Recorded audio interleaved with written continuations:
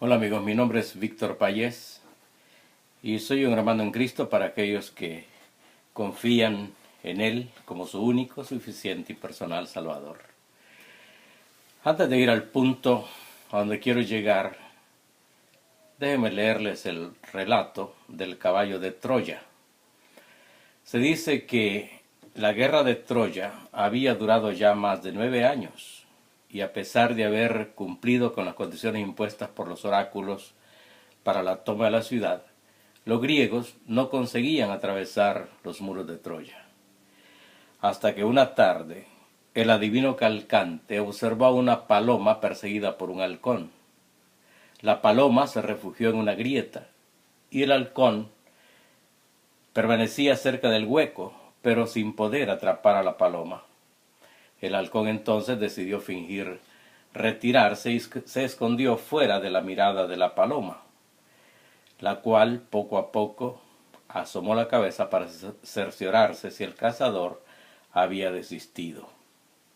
El halcón salió del escondite y culminó la cacería. Después de narrar su visión, Calcante dedujo que no deberían de seguir tratando de asaltar las murallas de Troya por la fuerza, sino que tendrían que idear alguna estratagema para tomar la ciudad.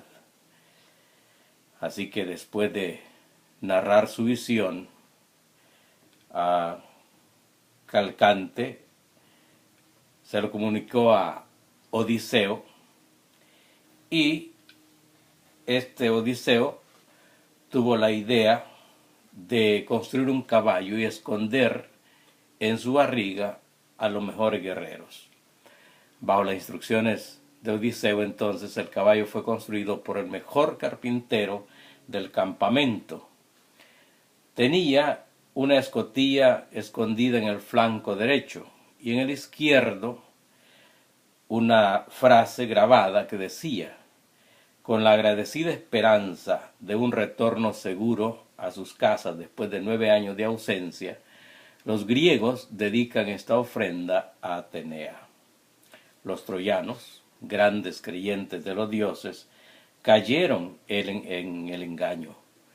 Lo aceptaron para ofrendarlo a sus dioses, ignorando que era un ardid de los griegos para atravesar sus murallas. Dentro del caballo se escondía un selecto grupo de soldados. Una vez introducido el caballo en Troya, los soldados, ocultos en él, abrieron las puertas de la ciudad, tras lo cual la fuerza invasora entró y lo destruyó. La enseñanza moral que contiene este relato es la obligación que tenemos de ser sumamente cuidadosos y sospechar de todo aquello que puede ser una estrategia de nuestro enemigo, porque nuestra ingenuidad nos puede conducir a nuestra propia destrucción. ¿A qué viene todo esto? Bueno, resulta que los reformadores recuperaron las grandes doctrinas, las grandes verdades que la Iglesia romana había escondido en una maraña de tradiciones y un falso evangelio. Y estas verdades fueron sacadas a la luz pública por los reformadores y atacaban la fundación misma del papado, el magisterio oficial de la Iglesia y el sistema sacramental de la misma. En un intento por aplastar la reforma, el Concilio de Trento fue convocado en el año 1545 después de Cristo, el cual duró hasta 1563.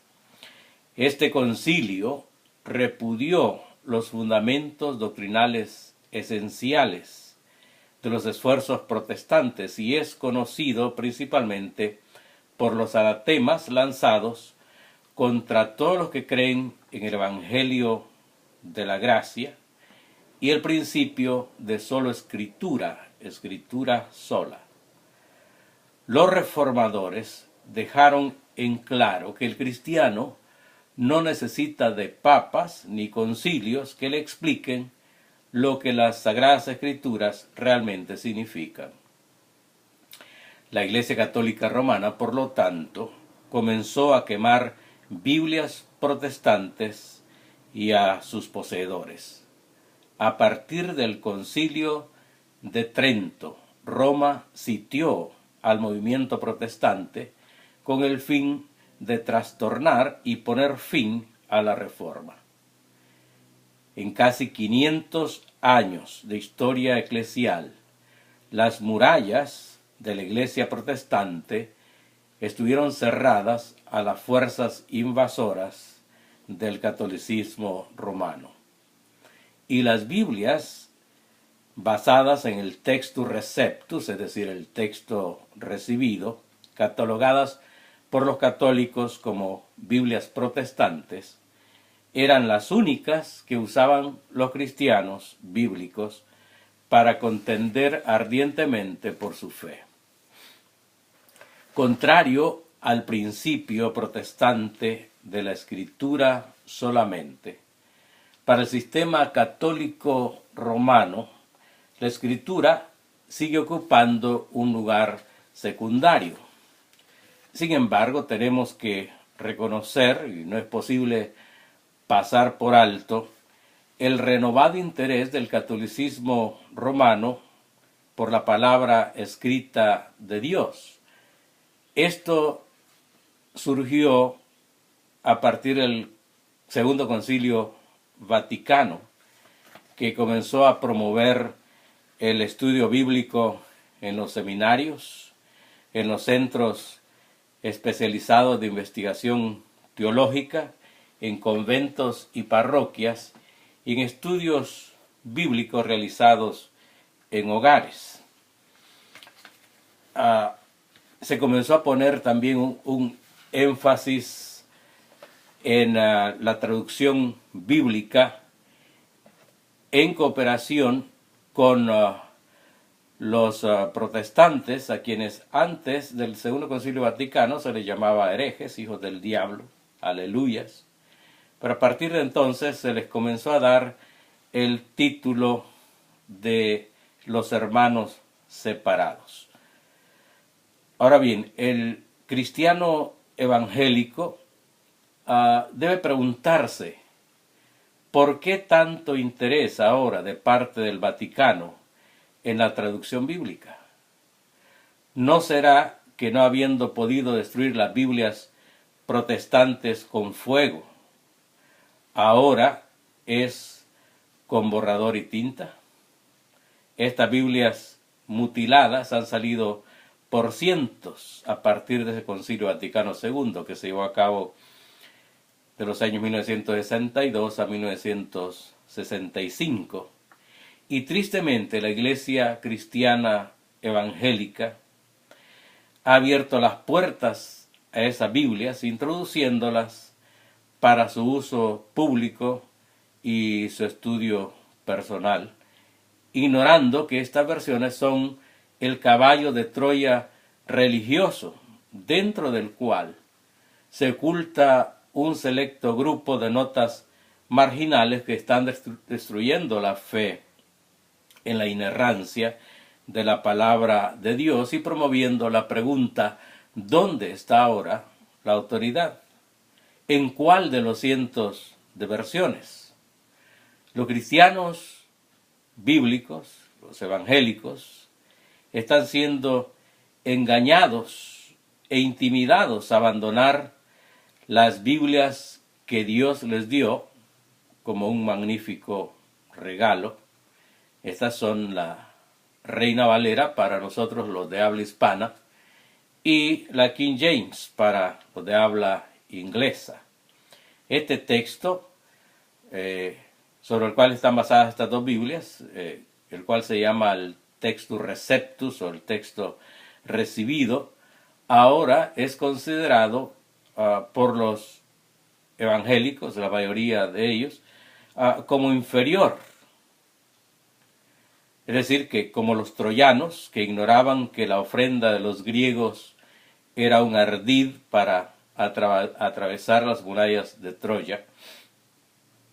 Es un episodio reciente que el cristianismo bíblico ha sido inducido, ha sido guiado al pensamiento de que el texto griego egipcio, alejandrino, es superior al usado por los traductores de la Reina Valera y la King James. Este texto alejandrino, específicamente en los textos que son los textos sinaítico y vaticano, son textos realmente católicos romanos y declarados ser superiores al texto mayoritario usado por la Biblia Reina Valera y la King James. Pero déjenme decirles que este es el error acumulado de la errada erudición de dos hombres llamados Westcott y el otro Hort, quienes en 1881 sacaron la versión revisada. Estos dos hombres representan la nueva generación de cristianos que no acepta el texto recibido. Es así que mientras los papistas se ríen tras su capote, los cristianos modernos no sospechan que están siendo guiados a apoyar manuscritos que decididamente son católicos romanos en doctrina y en historia.